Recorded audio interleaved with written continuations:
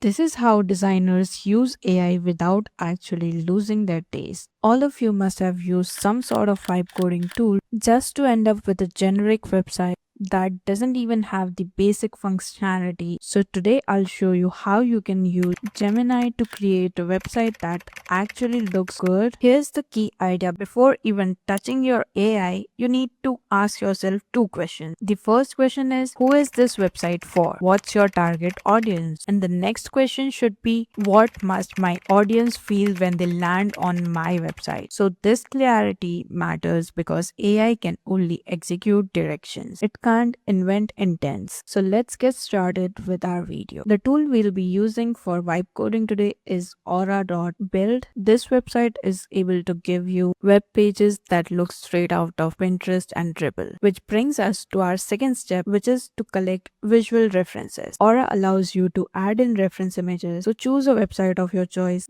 get a screenshot for your reference image. I'm going to search my Dribble and I've found this design I somewhat like. I'm going to take a screenshot of this and simply going to add it to my prompt. So this is the base introduction of my website, that is a modern creative studio named Labac with clean minimal aesthetic. The platform is mainly for the target audience. Then you can go ahead and describe the layout structure or simply use a template. So if you go to this prompt builder, you'll have the choice to either choose your layout type and configure each and every element, theme, accent color, background color, etc. I mean, it has everything. All you have to do is drag and drop to make a preview and then add that prompt right into your text box. So let me show it to you. First, I'm going to select the layout type as hero, then layout configuration as a card, then framing to be full screen, style to be glass style, theme as dark mode. I can choose the accent color here. I'm going to go with the blue one, my background as neutral, borders as slate. I don't want to choose the shadow or typography or even the layouts. I'm directly going to go to animation. I've selected two animations. You have the options to change the animation duration, delay, timing, iteration, etc. And all you have to do is now click on add to prompt button and all these will be added right into your prompt. So you can see my prompt is now replaced with the hero section that I just designed in my prompt builder. So that's one way to design your layout, but we are going to stick to the original one. And now I'm going to add in the template. So I'll use the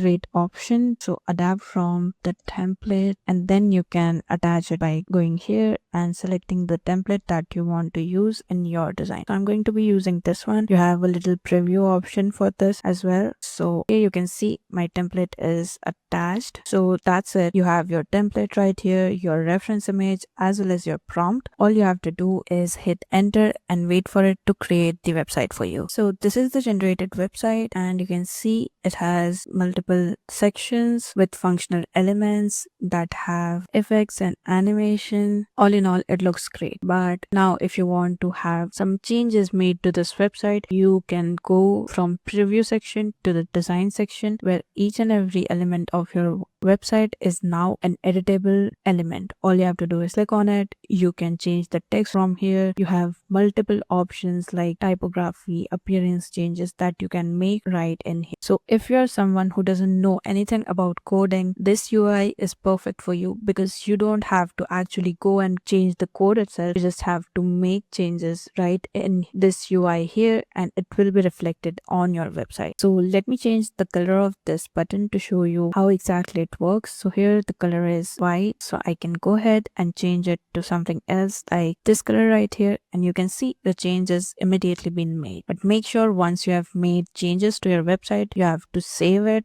Either click on Control Save or right here on this button. Next option that you have is the assets, fonts as well as colors, which you can check out. These are the fonts that were used in your website and these are the color theme and these were the colors that were used in your website. Next you have the assets, which show you all the image, video or embedded animation that are in your website. So in our case, we do have this video going on in the back, which is now disabled because we are not in active website. To activate it, click on this play button and it will start playing again. I want to change this video, so I'm going to try find where it is located. So I've selected this element here, and you can see multiple tabs which define which element are we selecting.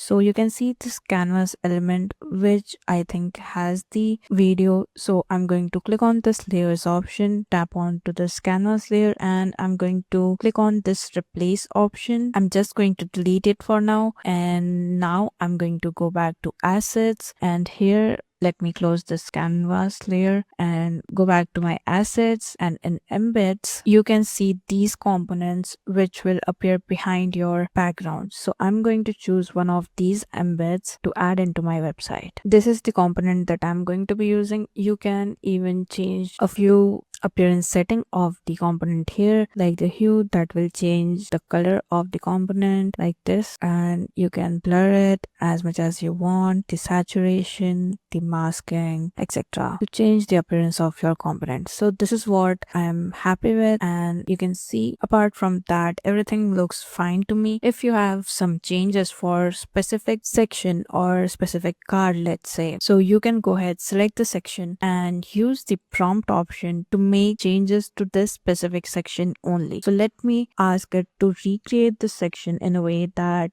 it auto scrolls, something like that.